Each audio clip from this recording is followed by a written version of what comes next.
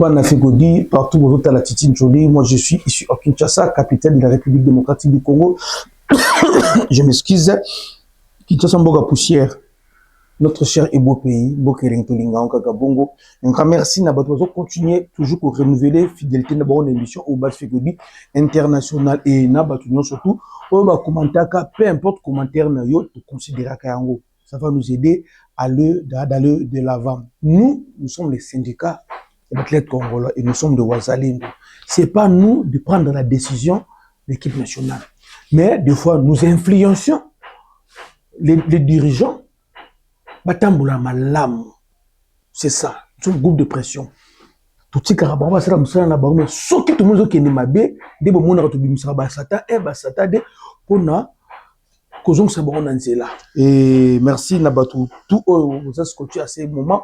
Pendant Kolanda émission Nabino, nous allons parler championnat et Sili Mercato Zofouama. Les joueurs congolais sont dans les on a choisi Yohan Wissa, Noah Sadiki, Simo Banda, Chancel Mbemba et Afimiko Pouloulou, joueur on a connu beaucoup de là. Concernant Mercato Togolobel également, championnat national, l'Inafoot Ligue 1 et préparation équipe nationale d'âme RDC. Et on va parler également le match, les deux matchs amicaux que nous allons jouer à Orléans et la situation de Wan-Bissaka et Metino sur. Et on va essayer d'ouvrir quand même le débat sur l'absence de Wan-Bissaka. D'après les informations automatiques qu'on soit, et silence, il y a Metino sur. Page, il y a les gens qui ont marqué l'histoire, les légendes, les célébrités, les papa. Aujourd'hui, je vais vous présenter un peu Parfait Mandanda. Parfait Mandanda. Merci Galvino, ya maman Nushka Mbaka. Maman Christina Ndi Bayajos Kassere Kanabo Sanyote. Merci surtout aux Hollanda. Fait Cody, aujourd'hui, le vendredi le 30 mai 2025 à 16h de Kinshasa, notre équipe nationale d'âme va croiser le fer avec le Tunga Star. Le Tunga Star, c'est l'équipe nationale d'Amia, Tanzanie, plus besoin de préparation. Préparation, ils ont les cas, Kitoko, il y a des vidéos, des images, que je me force à vous balancer. Contrairement à ce que disaient les gens auparavant, ceux qui m'ont dit que c'est balle na poto, parce que nous autres sembe. Mais ceux qui ont dit que Congo bakimba. Bomoni Marlène ka sanjité. Bomoni était, bomoni petit au baï na Nicoloté. Bozo ba image banzelo ba beta balle sur na RDC. Kitoko. Na ba danser sur ba kofi na ba fali ba kosa. Pour moi bazela mo pe loko le sous, bazela mo salaire na ba bien. Donc ba beauté ba mona na francophonie, yango na sur le football. Tout c'est une bonne chance pas préparer, bazo préparer CAN. Et beta na Maroc. Tout ça qualifié côté kuna l'entraîneur na bango Sika Hervé Api, bonne chance na bango, tous les résultats match na bango. Tout à l'heure, si tout va bien, donc tu l'as pas en direct, RDC, Tanzanie, préparation. Mais ce qui m'a retenu là-bas, j'ai vu le centre d'entraînement là où l'équipe d'âme RDC s'entraînait en Tanzanie. On veut qu'il y a vendu Natel. On veut qu'il y a mboko toi mtima mabe. Au moins le centre d'entraînement on a. Ah la Kinshasa na zano. Tout l'équipe peut-être de Togo, tu peux m'assurer. Ils ont dansé, mais tu as façon présentable. Présentable. Et je voulais aussi parler concernant la propriété place d'athlète. Il y a une maman là de Baoumou qui m'a appelé pour la deuxième fois. Cette fois-ci, maman a insisté dans la toile de Didier Boudimbo. C'est des martyrs de banda dans sa propriété. Bamati tuana na ba maiwana. Ça fait que surtout aujourd'hui, c'est toujours une terre ba mai.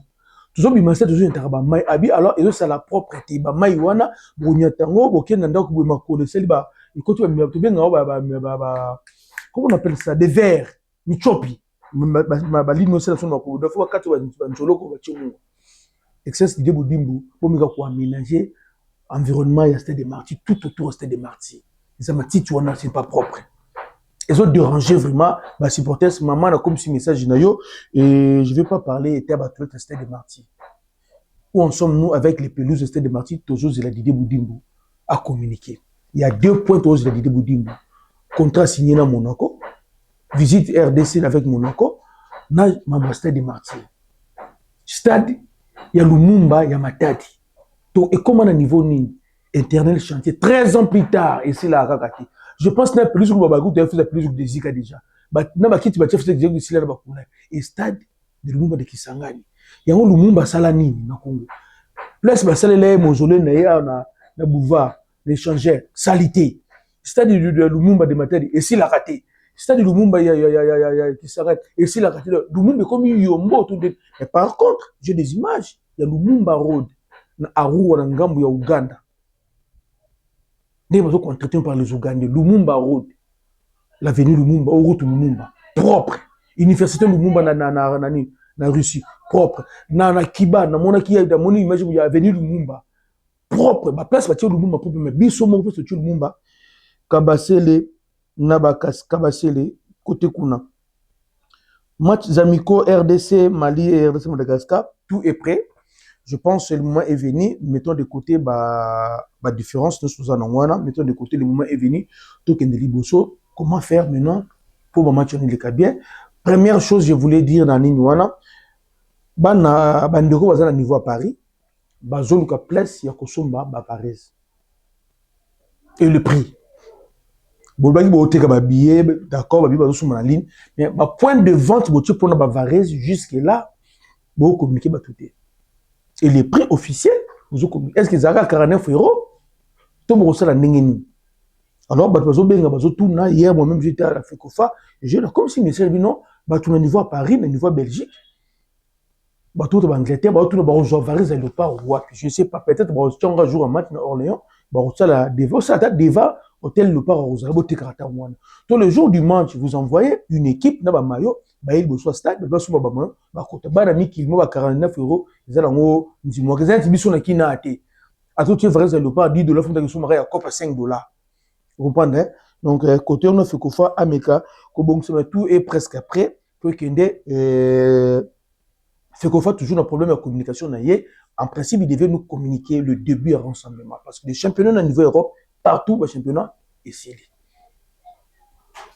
et c'est ce que toujours c'est là tout le monde qui Nathanaël beaucoup à l'identité à hôtel peut se mettre à raser jeune enfant ça s'entraîne déjà alors toujours il a fait kofa après ça dit sur communiqué officiel même si tu es bien tu peux précéder parce que fait kofa pas go baluka tout ma balukuta pamba côté kuna to sengi na bana tu a fait kodi bien que Wan Bissaka kozala te bokende parce qu'il y avait l'engouement tout autour il y a trêve oyo les gens voulaient voir Wan Bissaka la Varese RDC, l'équipe nationale RDC. Et les gens ont acheté des billets pour aller voir Wan Bissaka. Ça s'est fait toujours comme ça. Et Wan Bissaka, j'ai reçu des appels, les gens qui sont un peu abattus pour l'absence de Wan Bissaka, na trêve oyo. Moi, je fouinais, je cherchais. Bandeko nangai, maman moko lisusu bengaki ngai, babi soki Bissaka na septembre était ya lisusu te. D'après les informations qu'on a vues, Bissaka a boy kouya dans côté. Et raison qu'il a poussé, c'est à solo. Moi, c'est Bissaka, entre guillemets, Borax. Dans la période de Souka Oyo, la semaine de Souka et Sengaka, nous avons un poto boyebi, la affection, c'est la décoration, nous avons un Borax. La semaine de Souka et Sengaka, faut, nous avons carrément affection, zala, et dans le sens où on a, ils ont un sens déjà à Boyi. Babi qui non affirmé que pour nous et Zala qui bon affirmé que pour nous n'a jamais joué l'équipe nationale. La première fois affirmé que pour jouer l'équipe nationale, à l'équipe nationale et à RDC. Affirmé que pour nous n'a pas de problèmes administratifs tels que les autres. Ça c'est un. Affirmé que pour nous Angola a tikala ko signer contrat des documents mon côté na Angola. Parce que là qui oui na koya, ba benga qui sur base verbale. Mais sur le plan administratif l'Angola il a entrepreneur à démarche mon côté administratif sur Fingo Polo.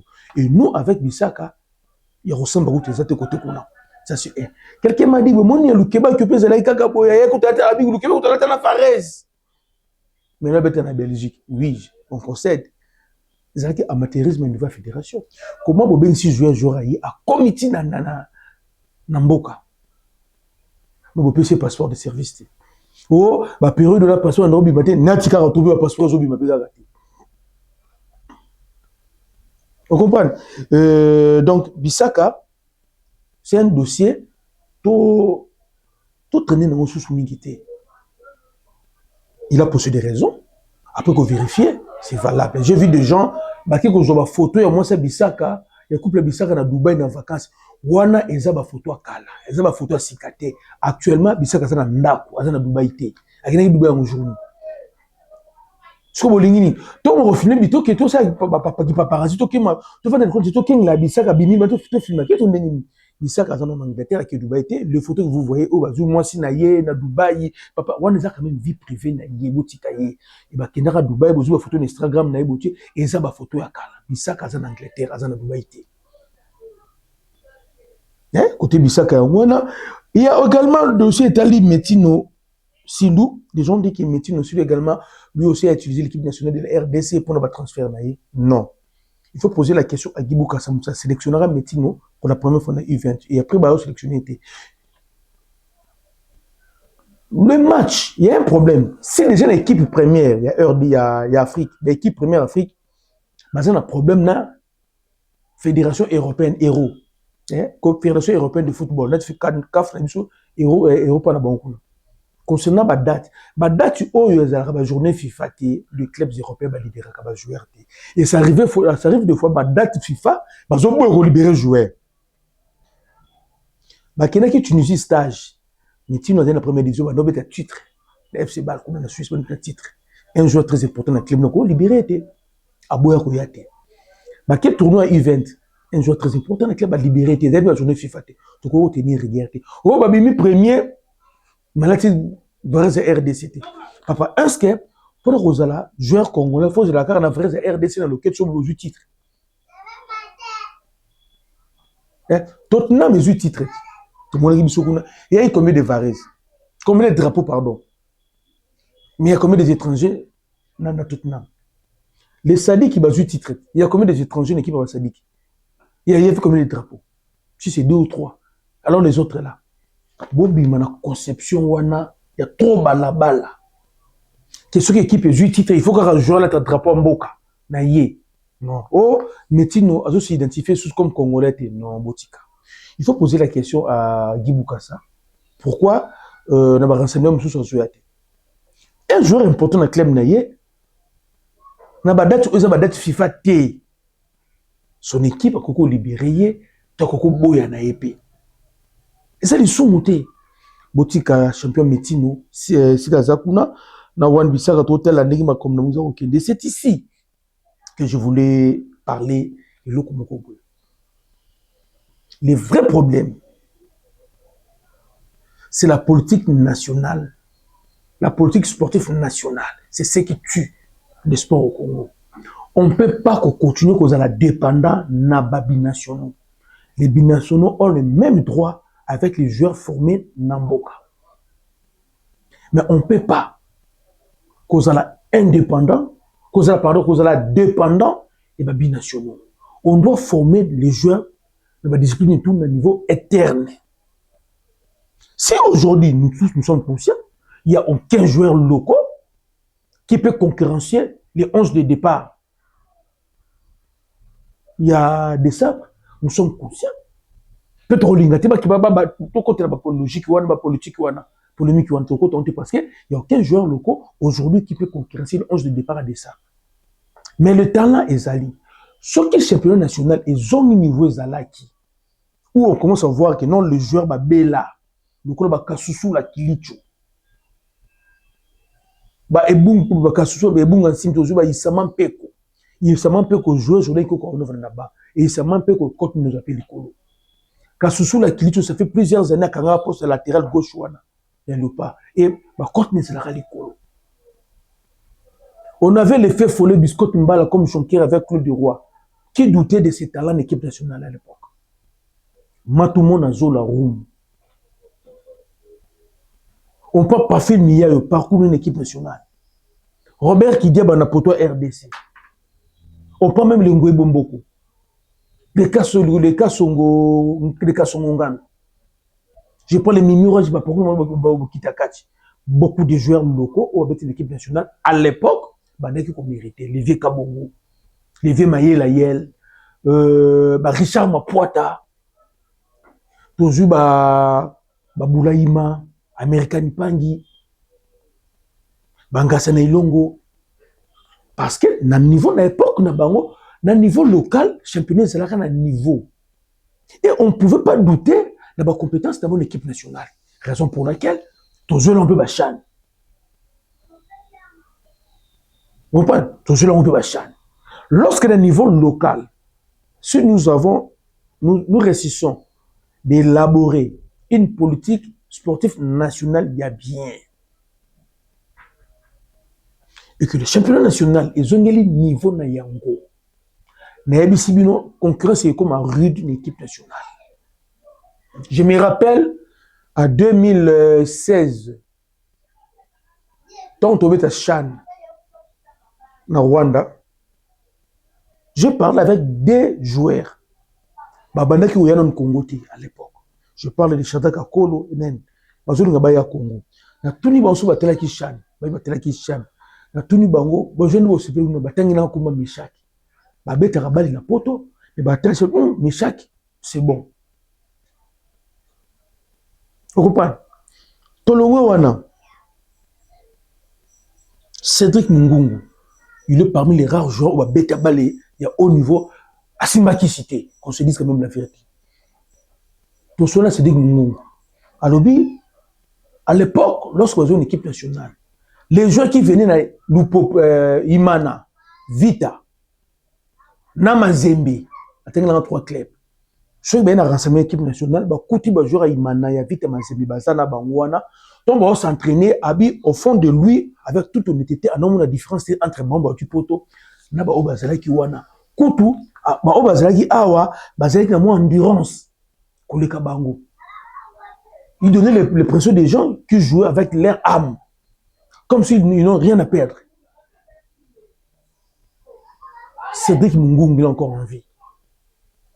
Déjà à l'époque, il reconnaissait le talent des joueurs locaux. Alors aujourd'hui, le gouvernement et les fédérations, nous surtout en général, basé la politique de mon côté, basé forcé pe loko mon côté ba matissa niveau. C'est ce qui fait qu'aujourd'hui nous sommes dépendants y a binationaux. Et maintenant on commence à pleurer. Ayete, azo ça la fière, ayete, azo ça la fière, ayete papa nangai. Ban na tout au monde wana ba binationaux wana. Équipe première na bango ba rivaka. Eza ba mboka ba botama. Abotami na mboka wana, tant abotami ayebi no RDCT, tant azo kini classe obeta football na mukimike, ayebi ne RDCT. Azo beta balé, na ba centre au défenseur ba kindaka ba mona ba photo ba joueur équipe nationale ba mboka bazaleli. Donc na mutu na yepe, azo na club moko boye, ya ville fois beta. Après qu'une équipe nationale ya mboka o azali fois beta, c'est normal. Et dans tout cela, il y a qu'on s'ajouter les discours ba para ba tendra pa bana wana. Para moko akembane na kini. Akena poto njela makolo. Azaka na image ya kini kino ma lobo na lipa sa mateka. Akoli nga jema tina mwa na Kinshasa. Mais parents va kemba akena mikili azonga amoni ba keteni kini pe komeli. Na ba parents ba kena ba mikili ndenga bien. Na ba parents ba patriote akopekisa mwa na yate. Akopekisa mwa na yate. Vous comprenez? C'est pas des questions genre binationaux. Il faut une équipe nationale de 18 ans, 22 ans, 26 ans, 27 ans. Non, au nom aussi des témoignages que les gens qui ont accepté de venir jouer dans le Congo HC, à part nous, c'est dit qu'aujourd'hui, laisse-moi vous présenter Parfait Mandala. Parfait Mandanda était devenu international congolais, il avait moins de 18 ans. Il avait 17 et demi, ok, 18 ans. Parfait Mandanda, comme vous voyez, Parfait Mandanda. Il avait 17 et demi, ok, 18 ans. Et je pense, son tout premier match à Yamba, l'équipe nationale, il avait presque, il lui manquait, je pense, 40 à 36 jours pour que c'est 18 ans. Tout jeune. Parfait Mandanda. Il était venu ici à Kinshasa. À hôtel de stade, il y avait 12 000 places, 15 000, 18 000 places, 22 000 places. À une stade de Marty, à l'époque, le football était roi dans le Congo. Match contre Égypte. Égypte, il y avait Nani, Abou Treika. 3 fois champion d'Afrique d'affilée. Et Ligue des champions tout Kouloubaté. Abou Treika, Ossan Hassan, aujourd'hui Zidane, Mohamed Zidane, aujourd'hui Zaki. Zaki. Aujourd'hui Mido. Aujourd'hui Nani. Gardez la bangona Moulaïwana. Ali Lelouana. Pour un stade de martyrs. Elle a dari. Bon, merci Gloire. Elle a dari. Regardez moi mon Iwana. Pour un stade de martyrs. Match banda. Au milieu de Tindikara, vieux mot photographe Bilima Zala. Na koto tellement Tonyana. Toyana martyr. Match stade de martyrs tondi. Match. Wikidia bakima match. Ou a vu choc. A signala. Na ebisio, parfait mandat na teme ko chauffer. Toujours gang na stade des martyrs. Yewana mandanda. Yewana. Moi na bata mukie papa, 90 000 sur 120 000 personnes na stade ba comme mandanda. Précieux mata. Moi na 17 à 18 ans. Aya côté na poto. Na ebisio siko match wan to polara 1-0 na stade des martyrs. Meilleur joueur ya continent. Deuxième édition de film meilleur joueur évolué en Afrique. Abou Treika, grand médio. Toké na kanibwe, obo yenga journal timi ki la bête na Côte d'Ivoire, na Cameroun Nigeria boye meilleur médiateur, l'homme du match, Abou Treika, grand médio égyptien, boye bien les choses, Abou Treika. Et loko moko boye, Mohamed Zidane, asalela nani Zaki Dépôt. Ba Dépôt tolo, ou a dosele boye Zaki a beta boye. Petit Mandanda. Abouakango, toi, Abouakango le banda, c'était match ton ganga. To bosse to Zaki mene. Yewana mandanda. Na émission bambiaka tout ba betel ba bo ba yamba ba motivé petit. Match bo Abou Treika. Côté Fonda Kinkela. Mouvement du corps. Fonda Kinkela kendate. Ah Fonda Kinkela alias Kovo. Bon, nous avons beaucoup réception mouvement du corps. Fonda Kinkela bascule mais tiens le coup. Ballon ningani, bazo ballon.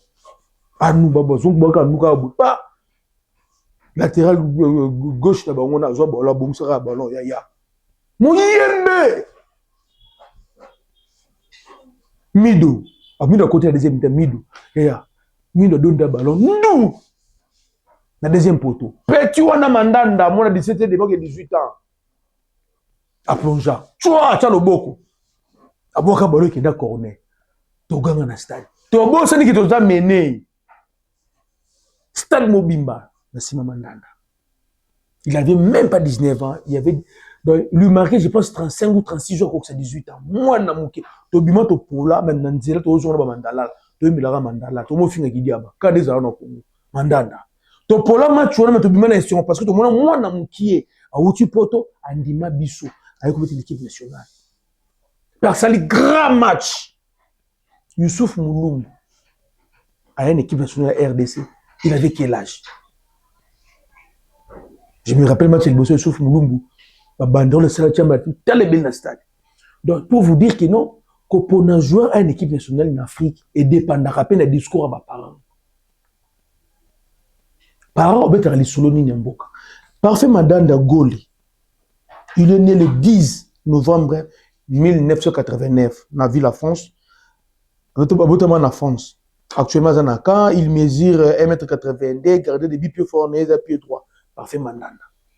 Ayaki Aya, je pense, le plus jeune joueur professionnel binational, sur binational de Bolobara. Aya, je pense que ça doit être lui. L'équipe première. C'est Mandanda.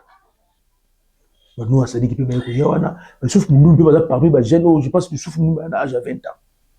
Ce sont des jeunes ils ont dépendre d'un discours environnement et l'équipe nationale, il y a RDC, il y a Lelo, n'a rien à voir, l'équipe nationale RDC, il y a Lodi.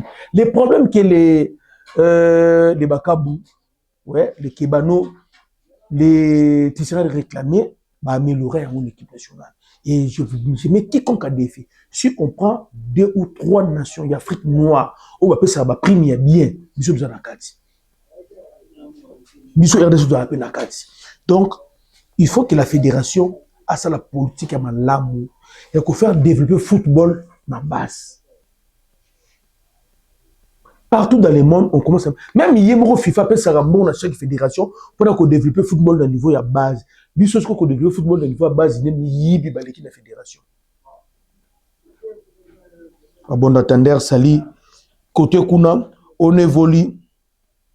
Et Conférence Ligue, il y a eu la 3e compétition au niveau Europe. finale de Betamaki, Babakamba pour contre 1 contre Chelsea. Courage Djogo Bakambu. Équipe type, il y a Sergio et Abimi. Il y a Conférence League. RDC. Poulou Azali. Bakambu Azali, t'es niveau à Lina Foot. Rien ne change. Il y a les Aigles du Congo qui est premier. Maniema Union deuxième. Lupopo troisième. Don Bosco 4e, TP Mazembe 5e. Équipe type, il y a 9e journée. Il n'y a aucun joueur, il y a Mazembe, aucun joueur. Il y a DCMP, aucun joueur de Lupopo. Ah non, il y a un joueur de Lupopo, aucun joueur de Vecleb. Les 4 cadors, le championnat national de Bissau, bon s'installer. Bon s'installer. Concernant poursuite du championnat national, le ministre Didier Boudimbo va accorder une dérogation pour permettre le championnat national ici là et pour permettre également la Coupe du Congo et Betama. Tembesili. Tembe et Sili. Tozongeli pour le Basusu. Coupe du Congo, ils ont la Coupe du Congo, et la Coupe du Président. Merci. Côté Konabana fait Kodi pour aussi cette page n'a pas souka Tozali na transfert. Isaac Salama, quelqu'un m'a parlé, oui, ça Manchester, nous à Sadiki Bayern, Simo Banza, Portugal, pour Nini, Social Bemba. Il y a 4 joueurs congolais, où ils ont tel la baron à transfert. Dans ma mercato, il y a 4. Total la Yohan Wissa. Noah Sadiki, Simo Banza, Pouloulou et Chancel Mbemba. Bon, le Bokata total est là. Il ne faut pas oublier Charles Piquel. Celle qui est 0-0 dans la finale, il y a des barrages où on peut pour la série A. Pour éviter situation des Alanengeni. Total est là-bas. Mais le que ça, la biso passe, nous ne voulons pas tomber dans la même histoire l'année précédente. Qui va jouer dans la biso ça la transfert à Malongate. Tout ce que oui, ça a fait. Avec 20 buts, saison 1 dans la première ligue, 20 buts dans la première ligue, c'est pas une mince affaire. Mais tout est transféré où ça, au moment où je vous parle, le coach de Sabre vient de me confirmer que le coach de Sabre est à Paris. Le coach de Sabre est à Paris et son staff, mon Bimba, au Amindele, est déjà à Paris. Bon, ça prêté demain, ça sera le 31. Bon, ça prêté pour nous finir pour le premier, le 2, bon, à Orléans, pour commencer à recevoir les joueurs. Alors, d'autres joueurs, où on va mettre le banda à ce soir.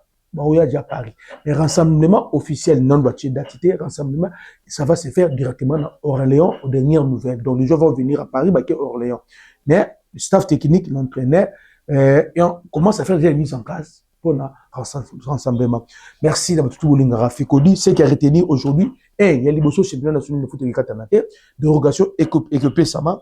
Ça c'est l'équipe nationale d'âme de RDC, Bazobeta Lelo na Tanzanie, match amical, Bakobeta Lelo, Bisaka, Akimi RDCT.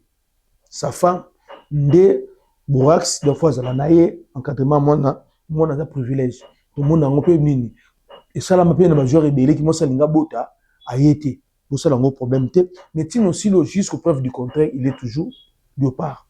Donc, à BTM 12, c'est maintenant la fédération, parce que jusque-là, pas Guibou Kassa, mais sinon, aussi, Azala qui est dans la liste, c'est juste que il était un joueur important dans le club. On ne pouvait pas le libérer. Dans la date FIFA pour aller dans rassemblement en Afrique. C'était ça vraiment, le championnat national, ça s'est déroulé. Qui tout ça se passe très bien. Et un grand merci, surtout Willy Kamwala, contre toute attente. À la Tivarez Lopa, à c'est un message fort à Ninuana. Et pour clôturer, le papa de Noah Sadiki, je ne sais pas ce qui s'était passé, mais tout le monde a une image, tout le monde qui va célébrer coupe. Noah Sadiki, alors on dit chapeau, tout le monde a fait un drapeau, tout le monde la police a joué, kraka, tout éviter, mais j'ai vérifié, Monique Azali Banda. Anel Banda, mais l'autre l'équipe, tout éviter, la Belgique, Belinini.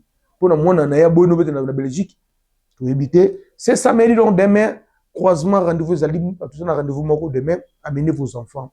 Croisement des avenirs, boulevard Triomphal et Sayo.